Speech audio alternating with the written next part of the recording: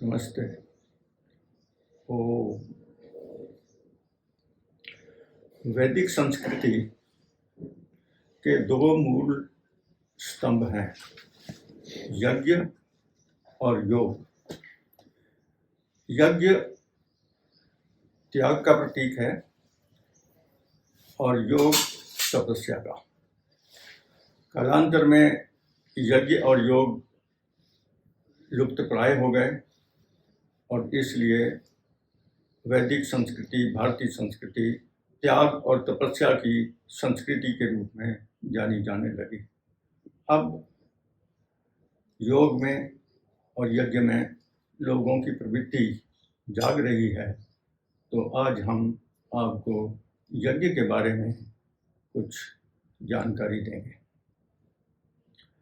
यज्ञ वैसे 5 हैं: ब्रह्म यज्ञ, देव यज्ञ, पितृ यज्ञ, अतिथि यज्ञ और बलि विश्वदेव यज्ञ। इसको ब्रह्म यज्ञ का मतलब है ईश्वर की स्तुति। ईश्वर का हमें गुणगान करना चाहिए, उसका धन्यवाद करना चाहिए, उसने हमें ये सारी सृष्टि हमारे लिए बनाई है। तो पहला जो है वो है ब्रह्म यज्ञ। दूसरा है देव यज्ञ। देव का मतलब है देवता। जो हमें देता है वो देवता है। वैदिक संस्कृति के मुताबिक सूर्य, चांद, पृथ्वी, अग्नि, वायु, आकाश ये सब देवता हैं और इन्हीं की ही हमें तृप्ति करनी है, क्योंकि हम वातावरण को दूषित करते हैं। तो उस वातावरण को शुद्ध रखने के लिए यज्ञ किया जाता है, हवन किया जाता है, अग्निहोत्र किया जाता है। देव यज्ञ यानी कि देवताओं के प्रति, इसी का नाम अग्निहोत्र भी है, क्योंकि मुख्यतः इसमें अग्नि ही प्रधान होती है। अग्नि जो है वो देवताओं का मुख कहा जाता है। अग्नि के माध्यम से ही हम सभी देवताओं को तृप्त करते हैं। इसको हवन भी कहा जाता है, क्योंकि जो सामग्री, घी, मिष्टान आदि हम अग्नि में अर्पित करते हैं, आहुति देते हैं, वो उसको हवि कहते हैं और हवि के कारण इसका नाम हवन भी है। यज्ञ विस्तृत है नाम, हवन जो है वो रिस्ट्रिक्टेड नाम है। यज्ञ का मतलब है यज्ञ की भावना, त्याग की भावना। यज्ञो यज्ञेन कल्पताम, यज्ञ को यज्ञ की भावना से करो, त्याग की भावना से करो। यज्ञ शब्द जो है वो युज से बना है। युज रूट है, धातु है। इसके 3 अर्थ हैं: पूजा, दान, संकीकरण। इसमें ईश्वर की स्तुति, प्रार्थना, उपासना, पूजा की जाती है। दूसरा दान की भावना है। इसमें यज्ञ का जो मूल सिद्धांत है या जो यज्ञ की आत्मा है वो है इदन्नमम, ये मेरा नहीं है। जो कुछ हम अर्पित कर रहे हैं वो परमात्मा को अर्पित कर रहे हैं। दोबारा जो है उसी की सृष्टि में ही उसको वापस दे रहे हैं। ये दान की भावना है। हमें दान जो है वो लाइफ में, जिंदगी में काफ़ी इसका महत्व है। दान जो है वो एक यज्ञ का अभिन्न अंग माना जाता है। सिर्फ हवन जो है वो, जैसे मैंने आपको बताया, कि एक भाग है यज्ञ का। यज्ञम श्रेष्ठतमम कर्म। जो भी अच्छा काम, परोपकार का काम आप करते हैं वो सब यज्ञ है। हर प्रकार के परोपकार का काम यज्ञ है। और ईश्वर को यज्ञ स्वरूप कहा गया है। यज्ञो वै विष्णु, यज्ञ ही विष्णु है। विष्णु का मतलब सर्वव्यापक। सर्वव्यापक भगवान ही यज्ञ स्वरूप है और सारे संसार में जो है वो यज्ञ हो रहा है। सारा संसार, सारा जो कॉस्मॉस है, ये सारी सृष्टि है, ये यज्ञ स्वरूप है। ईश्वर ने एक रीत और सत्य के सॉफ्टवेयर से, उसकी कार्य प्रणाली से ये सारे का सारा जो है सृष्टि का यज्ञ रचा हुआ है। तो इसलिए सृष्टि को जो है वो ईश्वर का यज्ञ कहा जाता है। अयम यज्ञो भुवनस्य नाभि, ये यज्ञ जो है ये सारे भुवन की, सारे संसार की नाभि है, उसकी धुरी है, केंद्र है। सब कुछ जो है वो यज्ञ से ही हो रहा है। देखो सूर्य है, उसमें आपको अग्नि जल प्रज्वलित दिखाई दे रही है, सारे के सारे ये अग्नि स्वरूप है।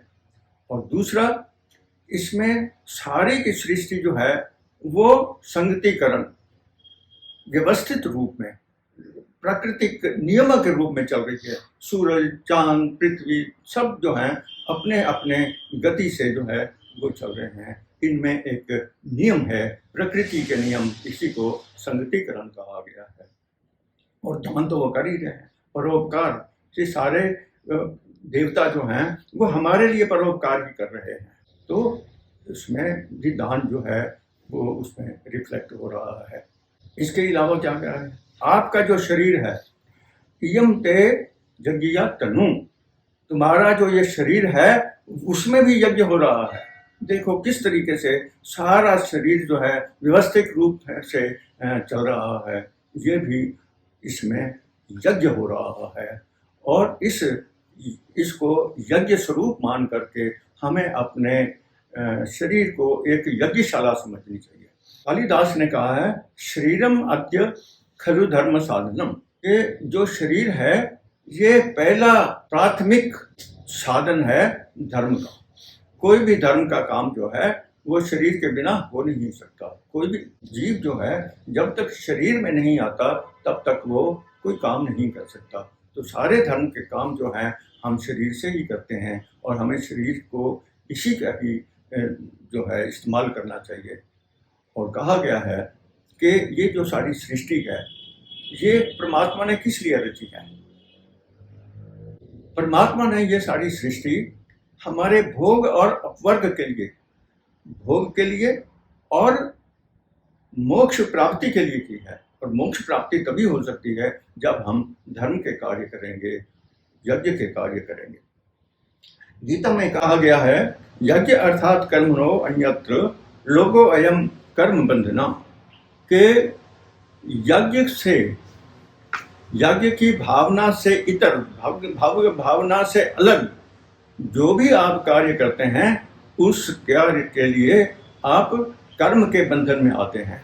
यज्ञ की भावना से किया हुआ कार्य में आपको किसी प्रकार का कोई दुख प्राप्त नहीं होता, किसी प्रकार का बंधन प्राप्त नहीं होता। तो हमें सारा कार्य जो है वो यज्ञ से ही करना चाहिए। यज्ञ के स्वरूप और महत्व के बाद हम अब आपको यज्ञ की विधि के बारे में कुछ जानकारी देते हैं। ये आप स्वयं भी कर सकते हैं और कोई विशेष अवसर हो तो आप किसी पुरोहित को बुला करके भी करा सकते हैं। जो आज हम आपको बतला रहे हैं वो कि आप स्वयं कैसे इस यज्ञ को, हवन को कर सकते हैं, इसके बारे में जानकारी। ये किसी जन्मदिन के दिन या पूर्णमासी को, अमावस्या को, साप्ताहिक या मासिक आप हवन कर सकते हैं। आसान है बिल्कुल। इसमें जिन वस्तुओं की आवश्यकता है वो हम आपको अभी बतलाते हैं और इसके बाद विधि के बारे में आपको कुछ जानकारी दें। पहला तो ये कि इसमें ये आपको, जिसे आप लकड़ी कहते हैं, वुड कहते हैं वो, और इसका विशेष नाम समिधा है। इसको लकड़ी नहीं कहना, इसको हमेशा समिधा कहना है। हम समिधा जो है वो अर्पित करते हैं। जो डालने की प्रक्रिया है उसको आहुति कहते हैं। हम आहुति दे रहे हैं ऐसे डालने। और डालते समय भी जिस समय सामग्री को डालना है इस तरीके से डालना है, ऐसे नहीं डालना। इस चीज़ का ध्यान रखना चाहिए। इसके इस साथ आपको घी, सिर्फ देसी घी से ही आपको हवन करना है। अगर हो सके तो गाय का देसी घी का प्रयोग करें। इसके अतिरिक्त उसमें जो सामग्री होती है, सामग्री वो बनी बनाई आपको मिल जाती है, इस प्रकार के हवन सामग्री के पैकेट आरएस माल से और दुकानों से भी मिल जाते हैं, वो आप इस्तेमाल कर सकते हैं। इसमें एडिशनल आप चीज़ें और डाल सकते हैं, जैसे नारियल हुआ, किशमिश हुई और छुआरे वगैरह आप साथ ऐड कर सकते हैं, डाल सकते हैं। और घी मैंने आपको बतलाया कि वो देसी घी जो है हमेशा इस्तेमाल करना चाहिए। उसके लिए आपको इस किस्म का एक पात्र भी मिल जाएगा दुकानों से, उसमें इस्तेमाल कर दीजिए। अगर नहीं है तो आप घर का भी कोई पात्र इस्तेमाल कर सकते हैं। और उसके लिए चम्मच जो है, वैसे ये तो साथ मिल ही जाते हैं, आप दुकान से किसी से ले लीजिए, अन्यथा जो है घर के भी किसी बड़े चम्मच से आप इसका प्रयोग कर सकते हैं। ये एक चिमटा, इसको भी अपने पास रखना है, क्योंकि बीच में कई बार आपको संविधाओं को उठा करके साथ रखना होता है। आपको आचमन करना होता है, तो उसके लिए आपको इस किस्म के पात्र और इस किस्म की चम्मच वो आप ले सकते हैं, अन्यथा घर में भी छोटे किसी इसके साथ बर्तन के साथ, गिलासी के साथ इस्तेमाल कर सकते हैं। ये आचमन के लिए इस्तेमाल किया जाता है। इसके अलावा एक आपको लोटा जो है वो साथ रखना चाहिए। इसमें हमेशा पानी साथ रहना चाहिए, क्योंकि अग्नि प्रज्वलित हो रही है, कभी कभी कोई चिंगारी जो है वो आपके कपड़े के ऊपर पड़ सकती है, तो उसका ध्यान रखें। तो ये हमेशा जो है आपके पास ये भरा हुआ रखना चाहिए। ये एक दीपक है, ऐसा एक आपको दीपक भी साथ रखना चाहिए। तो आरंभ में ही इस दीपक से ही जो है आपको अग्नि जो आधान होता है, अग्नि को जब यहाँ पर जलाया जाता है, वो दीपक से लेकर के जलाई जाती है। ऐसे किसी माचिस के साथ आपको उसका इस्तेमाल नहीं करना है।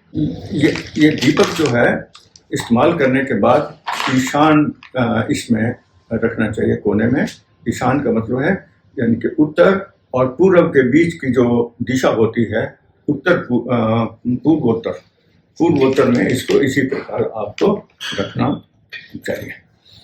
और धूप वगैरह भी आप इस्तेमाल करें, इसको जो है 4 कोनों में इसको लगा सकते हैं। यहाँ पर जो है आप फूल भी वेदी के ऊपर अपनी यज्ञशाला के ऊपर डाल सकते हैं। अदरवाइज छोटे लोहे के बने हुए आपको हवन कुंड भी मिलते हैं, वो भी आप घर में रख सकते हैं। अगर किसी के घर में या कहीं यज्ञशाला है तो और भी अच्छा रहता है। एक आपको कपूर की आवश्यकता पड़ती है, तो ये भी जो है आपको इस्तेमाल, जिसमें आप अग्नि प्रज्वलित करते हैं, तो इस चम्मच में कपूर रख करके फिर वो इसके साथ दीपक के साथ जला करके मंत्र के साथ जो है इसको ऐसे डाला जाता है। ये जो समिधाएं हैं, पहले नीचे जो है इसी तरीके से इसका चौकोर तरीके से बना करके रख देना होता है। इसमें 3 समिधाएं भी डालने का प्रावधान है। अग्नि प्रज्वलित करते ही सबसे पहले 3 समिधाओं का प्रदान किया जाता है, आहुति दी जाती है। ये वाली 3 समिधाएं मंत्र के साथ डाल दी जाती हैं। बाकी समिधाएं आप किसी भी समय डाल सकते हैं। ये 4 मंत्रों के साथ ये 3 समिधाएं डाली जाती हैं, वो उसी समय डालनी है। बाकी आप समिधा किसी भी समय आवश्यकता के अनुसार डाल सकते हैं। जब हम यज्ञ करते हैं, हफ्ते में 1 बार करते हैं या महीने में 1 बार करते हैं, तो इसको हम बृहत यज्ञ कहते हैं। और इसमें एक आहुति है, उसमें कुछ मिष्टान डाला जाता है, स्विष्टकृत आहुति उसको कहते हैं। तो अधिकतर जो प्रोविज़न है, जो विधान है, वो तो यही है कि भात, खीर जिसको हम कहते हैं, वो डालनी चाहिए। अगर वो नहीं है तो आप हलवे की भी दे सकते हैं। अगर उसकी भी प्रोविज़न नहीं है तो आप किशमिश की जो है वो आहुति दे सकते हैं। हवन करते समय आपके पास ये छोटी सी पुस्तक होनी चाहिए, इसमें सारे मंत्र जो हैं दिए हुए हैं और ये आसानी से दुकानों पर भी मिल जाती है, पुस्तक विक्रेताओं के पास, और आर्य समाज से भी आप ये ले सकते हैं। दूसरा, हम इसमें यज्ञ जो है यज्ञशाला में कर रहे हैं और हवन कुंड में कर रहे हैं। इसको कहते हैं हवन कुंड और इसको कहते हैं यज्ञशाला। तो हवन कुंड जो है आपको तांबे का या लोहे का इस साइज का मिल जाएगा, तो वो भी उसमें आप कर सकते हैं। जो यज्ञमान या उसको होता भी कहते हैं, जो यज्ञ करने वाला है, वो पश्चिम में बैठेगा पूर्व की तरफ मुख करके। जिस समय पुरोहित आते हैं तो पुरोहित जो है वो आपकी दाईं तरफ यानी कि दक्षिण की तरफ बैठेंगे और उत्तर की तरफ उनका।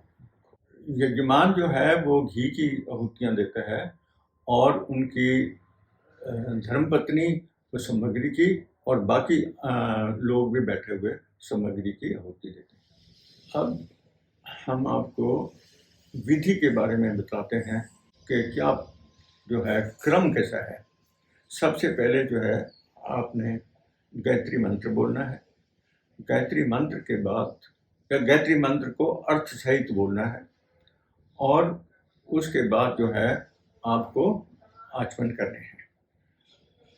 आचमन जो है वो पहले हथेली में आपको यानी कि 3 बार दाहिनी हथेली में जल डाल करके इस तरीके से 3 बार आचमन करना है। उसके बाद जो है इसको थोड़ा सा प्रक्षालन कर लेना है, ऐसे पानी साफ कर देना है और बाईं हथेली में फिर आपको पानी डालना है और इन 2 उंगलियों के साथ इस तरीके से ओम वांगमया सेस्तु, इसी तरीके से जो है वो आपको ये करना हो। तो ऐसे तो वो में से जो हम आगे पूरा हवन करके आपको जो बतलाएंगे उसमें जारी तरीके अच्छे तरीके से आप देख सकते हैं। गायत्री मंत्र के एकदम बाद आपको ये आचमन करना है। इसके बाद जो है विश्वानी देव मंत्र वो आपको उनका गायन करना है और वो अर्थ सहित किया जाता है। उसके पश्चात स्वस्ति वाचन मंत्र है और उसके बाद शांतिकरण मंत्र है। स्वस्ति वाचन और शांतिकरण मंत्र जो है 8 और 7 मिनट में दोनों मिलाकर के 15 मिनट में हो जाते हैं। तो अगर दोनों कर सकें तो अच्छी बात है, नहीं तो कम से कम एक तो कर ही लेना चाहिए। इसके उपरांत जो है फिर आपका ये अग्नि प्रज्वलन का प्रकरण शुरू होता है। तो इसी तरीके से जैसे मैंने आपको बतलाया, इसमें कपूर डाल करके और अग्नि के साथ इसी तरीके से। उसके पश्चात ये 3 समिधाएं अर्पित की जाती हैं।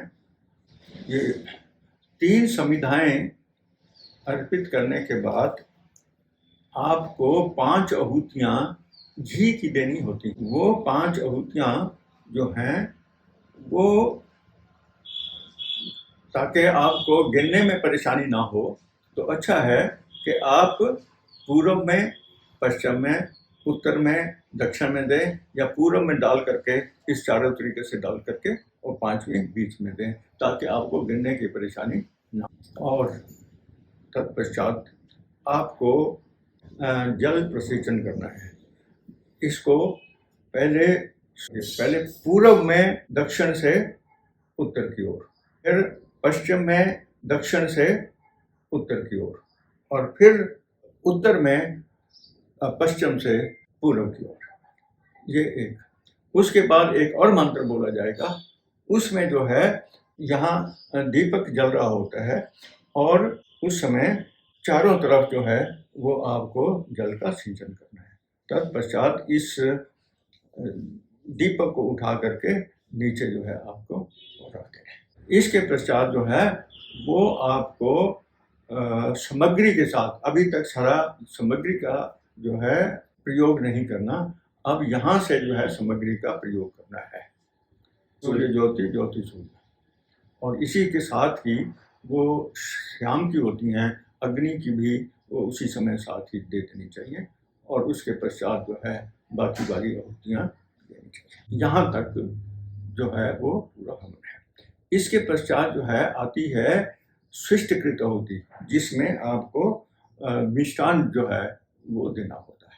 तो वो मैंने आपको बतला दिया कि किस किस्म का मिष्टान होना चाहिए। उसके पश्चात जो है फिर वो पूर्णाहुति आ जाती है। स्विष्टकृत आहुति के साथ स्विष्टकृत मंत्र भी हैं, 8-10 मंत्र हैं, वो भी साथ बोलने हैं।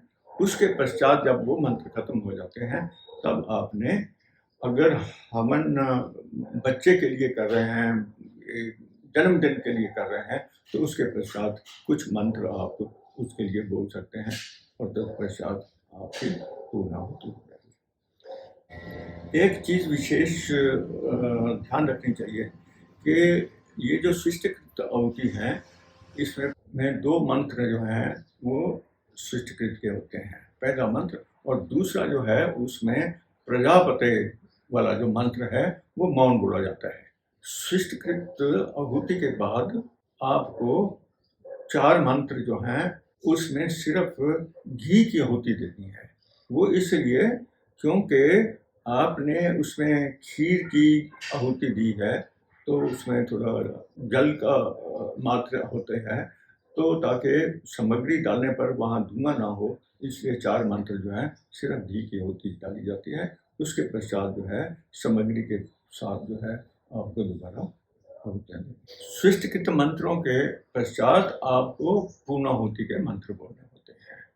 पूर्णाहुति के पश्चात आपने बलि वैश्वदेव यज्ञ के मंत्रों से आहुतियाँ देनी है। बलि वैश्वदेव यज्ञ में आपने सामग्री नहीं डालनी, केवल घी और मिष्टान की जो है वो आहुतियाँ देनी है।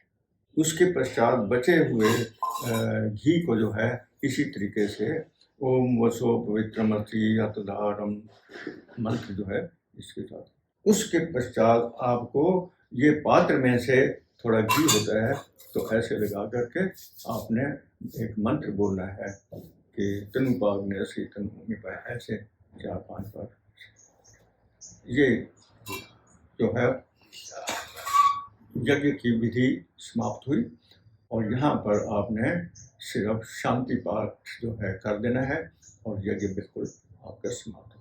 तत्पश्चात आप जो यज्ञ का गीत है, यज्ञ रूप प्रभु हमारे उज्ज्वल कीजिए, वो गान करना है। और कोई जो है आप कोई भजन बोलना चाहते हैं वो भी आप इसमें इस्तेमाल करते हैं। ये जो सामान्य हवन है वो आपने जो खुद करना है, इसकी विधि तो मैंने आपको बतला दी है। अगर किसी का नामकरण है या और कोई त्यौहार है जिसमें कि उनको आप बुलाना चाहते हैं, तो आप पुरोहित जी को बुला करके करेंगे। वो आपको पूरी विधि के साथ करेंगे, उससे संकल्प होगा और कुछ होगा और आपको आशीर्वाद देंगे, सारी चीज़ें। और ये सब कुछ करने के पश्चात आपने एक जो है वो मौन प्रार्थना अपने, जब आप स्वयं कर रहे हैं तो जब पंडित जी कराएंगे तो वो प्रार्थना बोलेंगे कि जिसमें आप स्वयं कर रहे हैं तो आप मौन प्रार्थना कर सकते हैं। और यहाँ पर आपने सिर्फ शांति पाठ जो है कर देना है और यज्ञ बिल्कुल आपका समाप्त है। ये जो मैंने आपको विधि बतलाई है स्वयं हवन करने की, वो 45 मिनट से लेकर के 1 घंटे के अंदर खत्म हो जाती है, इसके ज़्यादा नहीं चलेगा। वो डिपेंड करता है कि आप कितने भजन बीच में बोल रहे हैं, उस पर डिपेंड करता है। अदरवाइज जो है 45 मिनट्स में ही खत्म हो जाता है पूरा बगैर किसी। धन्यवाद, नमस्ते।